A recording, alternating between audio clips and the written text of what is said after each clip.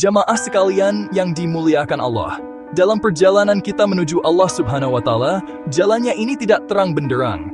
Jalannya ini gelap, penuh liku, dan banyak sekali simpang siur yang bisa membuat kita tersesat.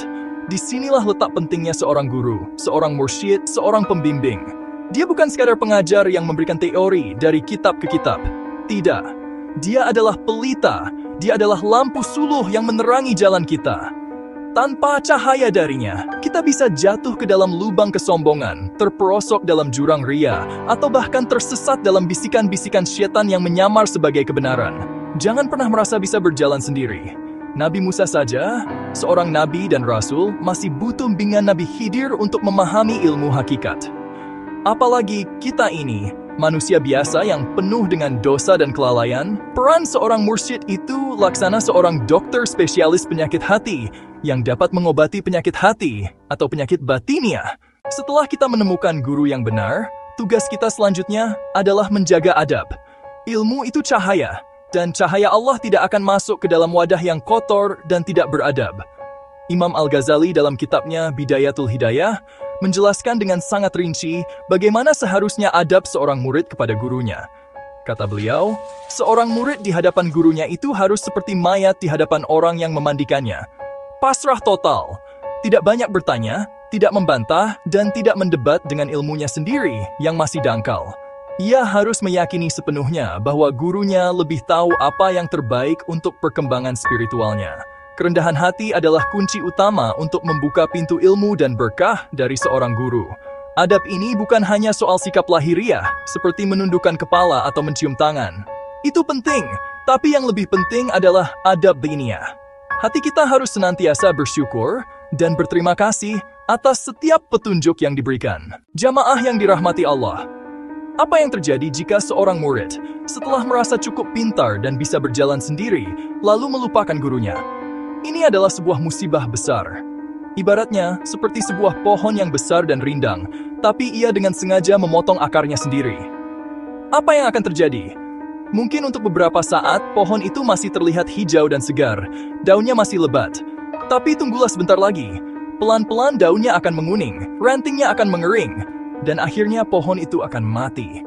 Secara spiritual, murid yang melupakan gurunya akan kehilangan arah. Dia akan berjalan dalam kegelapan tanpa pelita. Awalnya mungkin ia merasa hebat, bisa beramal sendiri, bisa berzikir sendiri. Tapi lama-kelamaan, hatinya akan kembali mengeras. Contoh sederhananya begini. Bayangkan ada anak kecil yang belajar naik sepeda. Ayahnya memegangi sepedanya dari belakang, berlari-lari sampai berkeringat, menjaga agar si anak tidak jatuh. Setelah si anak akhirnya bisa, ia langsung mengayuh sepedanya dengan kencang, tertawa gembira, dan sama sekali tidak menoleh ke belakang untuk mengucapkan terima kasih kepada ayahnya yang masih terengah-engah. Maka dari itu, jamaah sekalian, jalan keluarnya hanya satu, jangan pernah lupakan guru kita. Hormati beliau, muliakan beliau, dan syukuri selalu keberadaannya dalam hidup kita. Rasa syukur ini harus kita wujudkan dalam 3 bentuk. Pertama, syukur di dalam hati.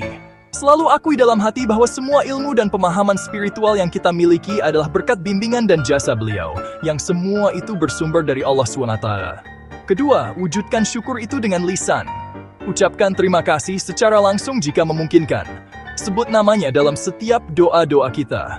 Ketika kita mengajar atau menyampaikan ilmu kepada orang lain, sebutlah dari mana ilmu itu kita dapatkan. Katakan, guru saya mengajarkan seperti ini, atau menurut bimbingan mursyid kami. Ketiga, dan ini yang paling penting, adalah syukur dengan perbuatan. Cara terbaik untuk berterima kasih kepada guru adalah dengan mengamalkan ilmu yang telah beliau ajarkan. Jadilah cerminan dari ajaran-ajarannya.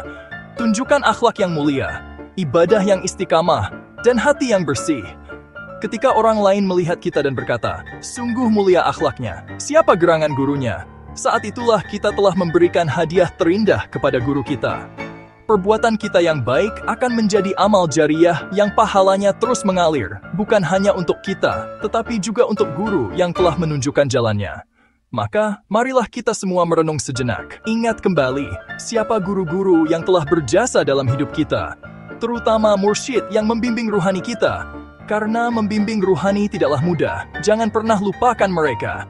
Karena dengan menghormati dan mengingat guru, kita sedang membuka pintu rahmat dan keberkahan dari Allah. agar perjalanan spiritual kita senantiasa lurus, terang, dan sampai kepada tujuan yang kita ridai dan diridainya. Wallahu alam bisyawab.